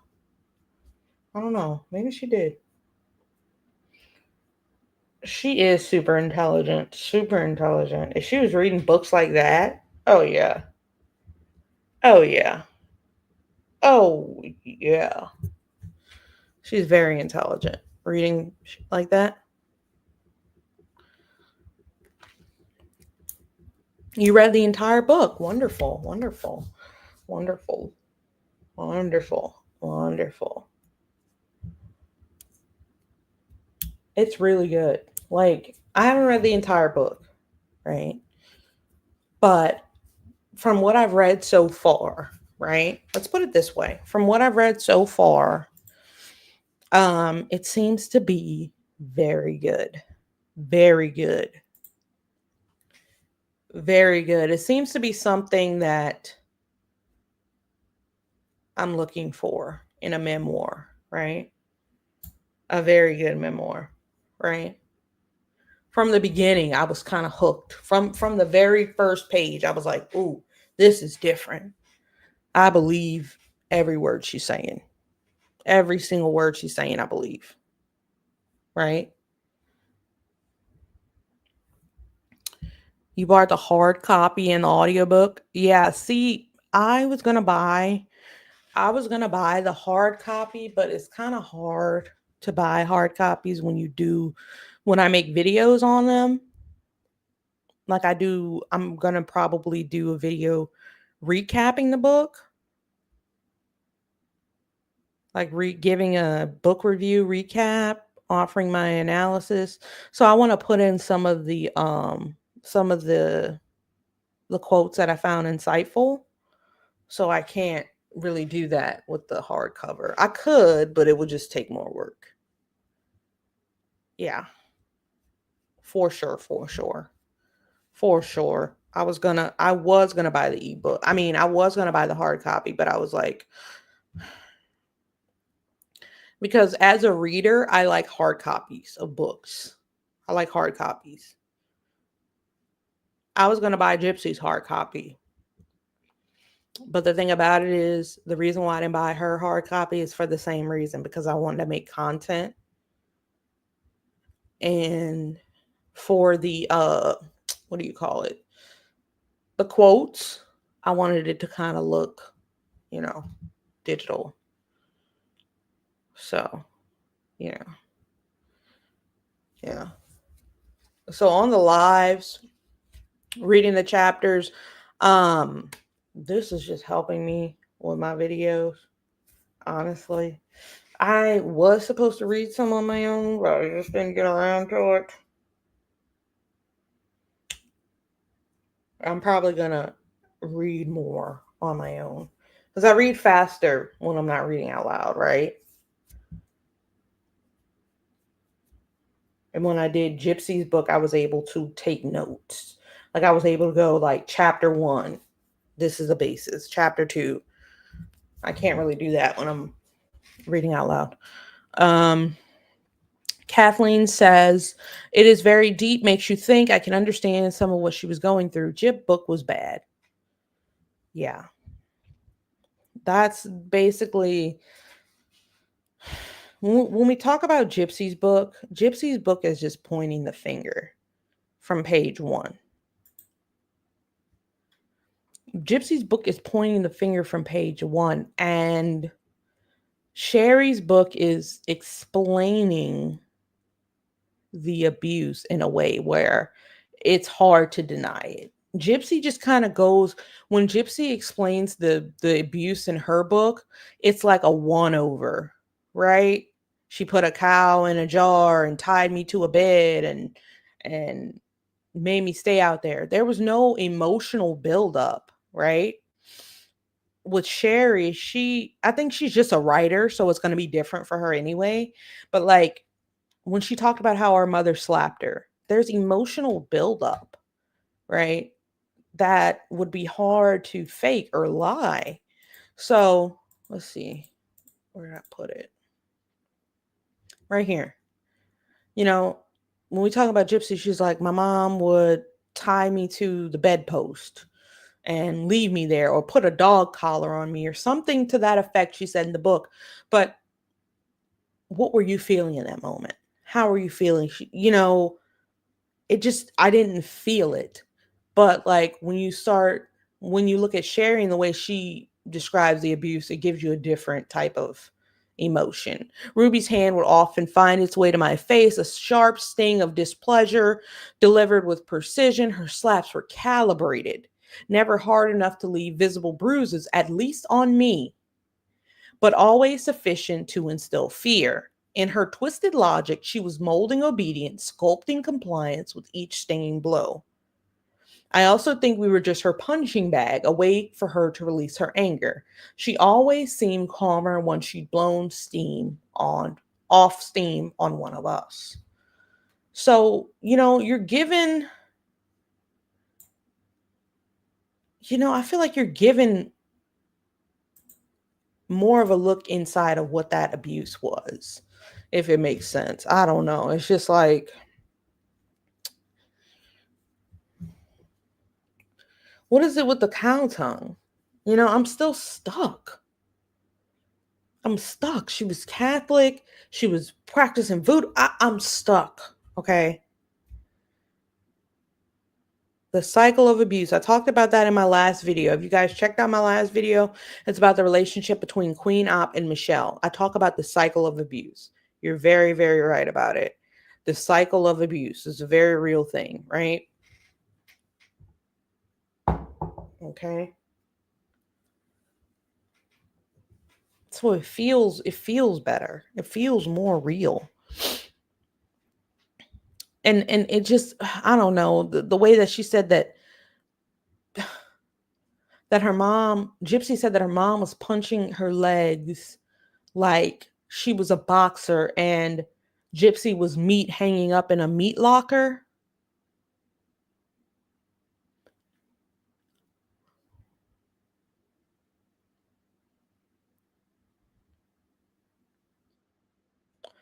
Gypsy said that when she was in jail, she felt like a Southern belle fighting off Civil War suitors when she was in jail. Who were the civil? Excuse me? Okay, so there's just a lot of things. It just rubbed me the wrong way. Gypsy's, and it's not because of the coverage that I've done on her or what have you, right? I was hoping the book would be redeeming for her, right? But as soon as I get into the book, I'm taken aback because she says the reason why I decided to do what I did, one of my main motives for doing what I did to my mom was because one of the main reasons for doing what I did to my mom was because she tried to cut my throat. But you actually did it to her.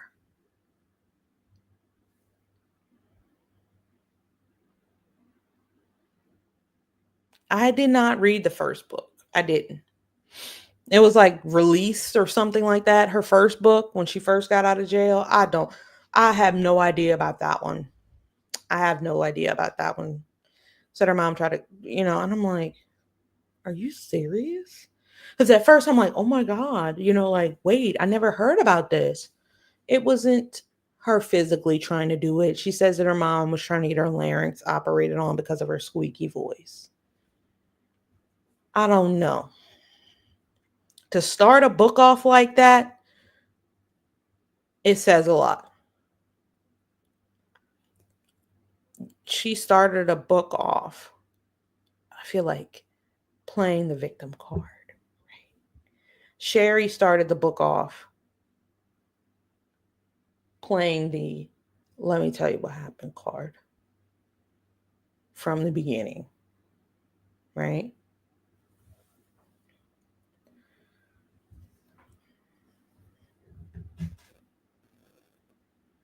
I can't. I don't know what to say about it, honestly. Yes, if you're not subscribed, please, please, please, please, please hit the subscribe button. And if you guys are members of the membership, we got some new emojis. So throw them up in the chat. They're so cute.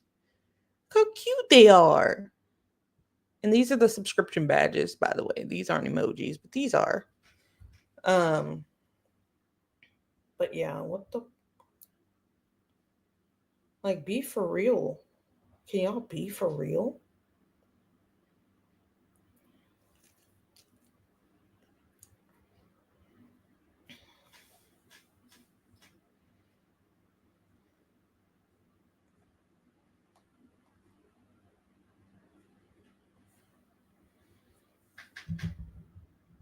Woo, woo, woo, woo, woo, woo, woo, woo, woo, woo, woo. Thank you, thank you, thank you, Kimberly. Thank you, Kimberly. Thank you. Yeah, so Shari's book is good. Shari's book is very, very good. I appreciate it so far. Very detailed, very good. Um, I mean, it's good. It's good. I appreciate her book. I do.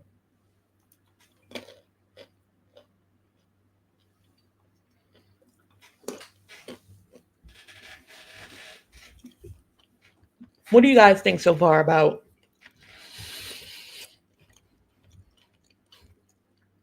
Cherry's book? And did Ruby get sentenced yet? Because I don't know. I really don't. Last thing I checked, they were trying to sentence her.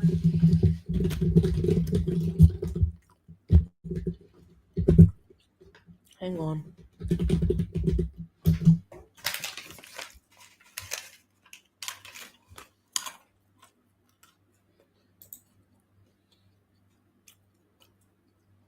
$4 to 30 years. They never sentenced her?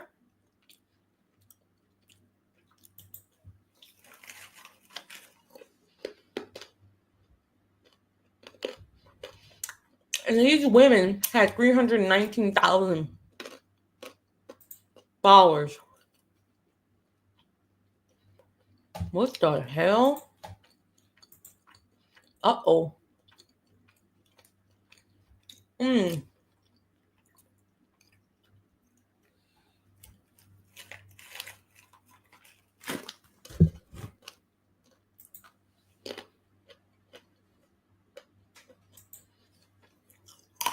Oops, I didn't mean to click on that.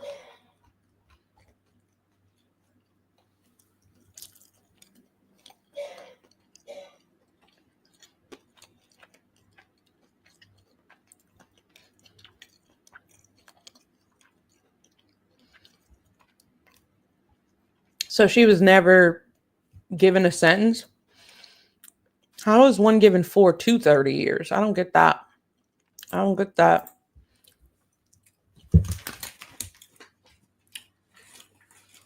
Where are the kids? Where are the kids? They're with their dad, aren't they? I think they're with their dad. Should be.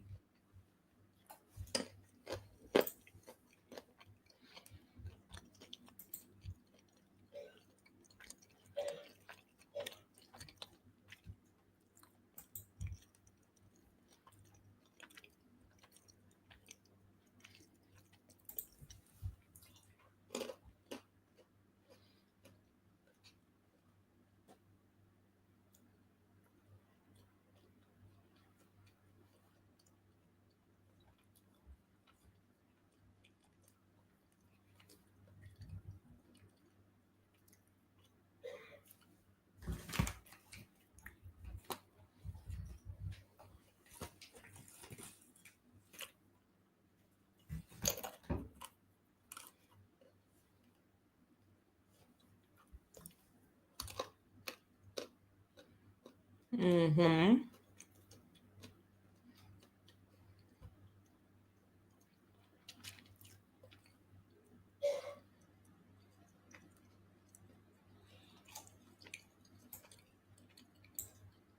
Russell.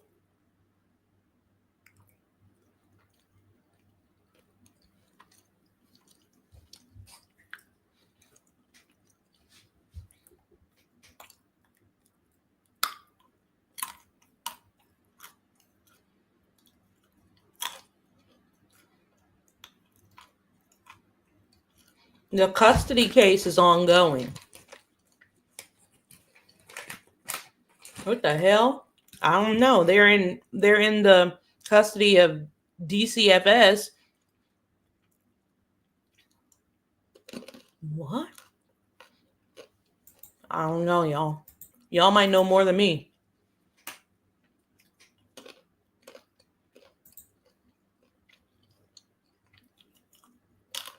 No. No, the husband didn't get into trouble. I don't believe.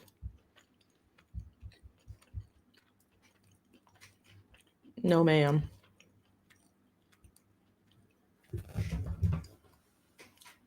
Sorry for smacking y'all.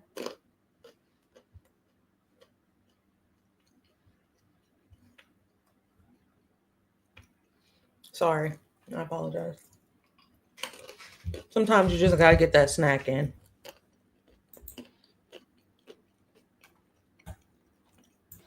I mean, he didn't have them anyway. So it's bad. Trust me, it's bad, but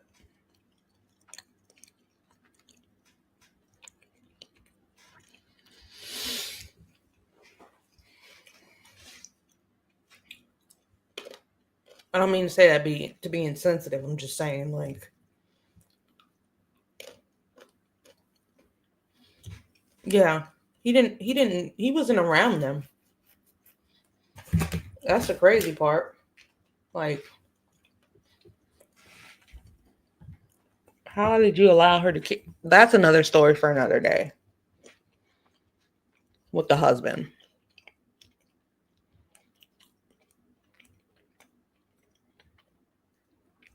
But I'm gonna read more of this tonight. I have a couple things to do tonight. I need to make a little roadmap plan for tonight. I should be going to bed, but no. This is just when the work kicks up. Oh, I might go on TikTok. Probably will go on TikTok because I haven't been on there in a minute. Might film some shorts. Just got a lot of things to do. I guess you could say organizational things. So I'll probably handle that. But I really did have fun reading with you guys. We read some of the book. We talked about religion, Mormonism, some cults that we know of, the 2x2 cult, the Children of God cult. I'm in the process of working on, I don't know if we're going to get it or not, getting like an interview with somebody who was a part of one of these cults. So we can see like what life was like on the inside. So I'm in the process of doing that. I just got a lot that I'm trying to organize, you know? So I hope you guys have a great rest of your night. I had fun chilling with you guys. It was really, really fun. Have a nice day tomorrow, and I will be back tomorrow. I'm going live every day in the month of January. And then in February, I'm going to have a short little mini trip, little mini whatever. I don't know yet. But it's been pretty fun so far. The first 15 days have gone pretty well, I'd say. I really enjoy chilling with you guys on a more personal level than just spitting out 2 or 3 videos a week. I really enjoy this so I can get to talk to you guys a little bit more. And I will be back tomorrow night. Hope you guys have a good night. Bye now. Like the video on your way out. Bye now. Bye now. Bye now.